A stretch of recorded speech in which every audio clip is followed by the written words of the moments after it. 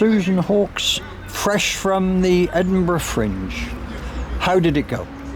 Absolutely brilliantly. Isn't that good? Yes. First time I'd taken something to the Edinburgh Fringe. Yes. I wasn't sure how it would go. We had a company of 12. Yes. And I managed to make sure that none of them fell out for 2 weeks. Wow, that's which was an achievement in itself. I think the A&E at Edinburgh Hospital is very good. Yes. Because it's part of their university, isn't it? Yes, but we didn't need it. Well, we did need it, actually. You did. We did need it. Yeah, you did. But we had 2 3-star and 1 4-star review. Brilliant. And we sold out for 2 nights at our venue. That's really good. And the other nights we had between 25 and 35 every night. Right. And an hour before our performance every evening, yes, we dressed up in our suffragette costumes and did the with our banners and marched up and down the Royal Mile. Oh, lovely. Singing, and got lots and lots of interest. Brilliant. Lots of people wanted to photograph us, and we discovered that was the only way to give out flyers. Yes, really, it is. Yeah. Because in our civvies, no one was interested. No. But once you're dressed up, everybody's interested. Yeah. No, so that's really brilliant. helped the audience numbers as well. So it was an artistic success. Yes. Hopefully, financially, it didn't break you. I covered my venue costs Well, with the ticket sales, which is also amazing. Yeah, that's good. So I was pleased about that.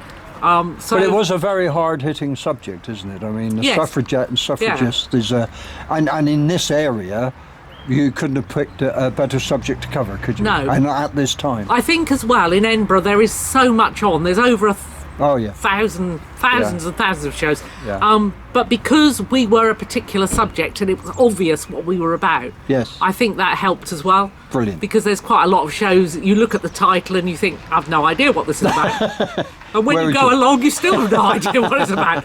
But we were very clear. Yes. I had the image of Millicent Fawcett on the poster. Brilliant. Courage calls to courage. Everybody knew what they were coming to. Yeah. So that always helps as well.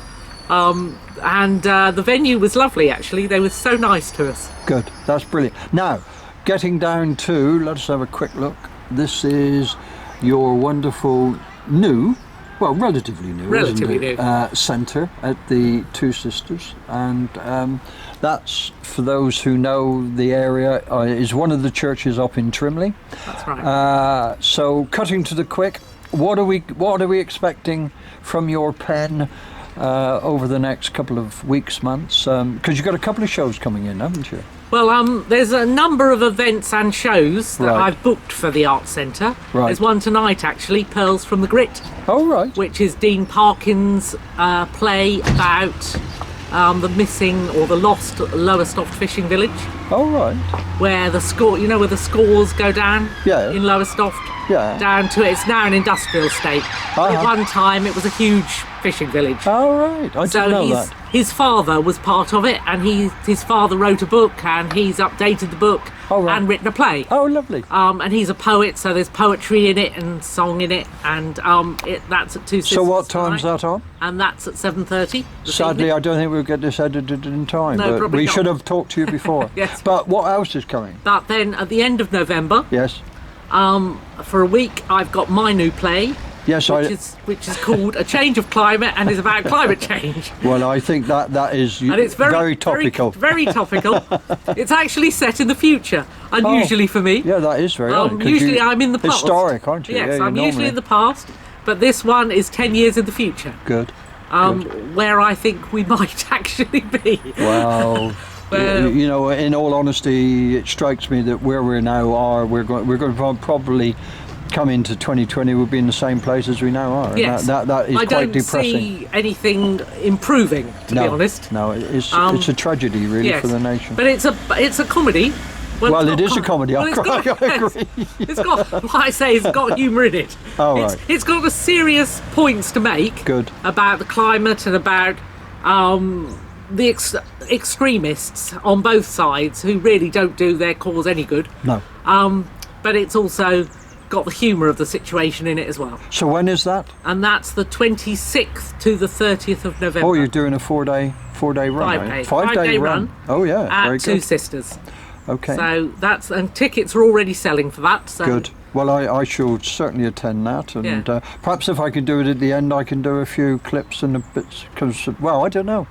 It's really promoting things and getting people to be aware that things are actually happening. Yes. And that's kind of hard now, because our local paper doesn't really cover very much local anymore, does it? I find it very difficult to know how to advertise things. Yeah. I have banners up outside the church and the library and the arts centre. I get posters out, but there's so many shops that won't take them now. No, National won't. No, they've got a policy and not as to. you say, there's no local paper anymore, really. No. If you want to advertise in the freebies, you have to pay quite a lot of money. Yeah. And so it's hardly freebies we haven't got any money, so that makes it difficult. I mean, I've always found the best advertising is word of mouth. Yes. But you've then got lots of mouths. Yes. It's just a slow build-up. I knew it would be a slow build-up. Yeah. I mean, we're beginning to get audiences in. Good. We'll have about 50 tonight at Pearls from the Grit, so that's pretty good. Yes, if I'd known about it, because I'm house sitting. Yeah. But these things happen. Yeah. So, 2020, any sort of major targets that you're looking to go for? I am hoping to do something about the anniversary of the Battle of Britain. Brilliant. For 2020. Here. Yeah. I mean, here, when I first came here, I was astounded that this is the home of the Rolls-Royce engine that powered the Spitfire and the Hurricane, and it's also the home where radar was developed. And those two things together did more to actually help win the Second World War, and yet there's very little acknowledgement of it at all. Yes, they've knocked down most of Bordsea. I mean, Bordsea radar is a wonderful event, but none of those areas would they keep.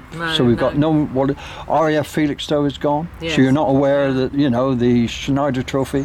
Yes. So all of those things, I mean, need to be encapsulated and need to be much more hard-hitting than we've had, because this played a more than significant role in the Second World War. So I think it's important to recognise the anniversary, and I thought I might do a Harry's Bar with a Battle of Britain theme. Yes, I like your Harry's Bar. Yes, I missed your last when I was out of county, but I should definitely be at the next.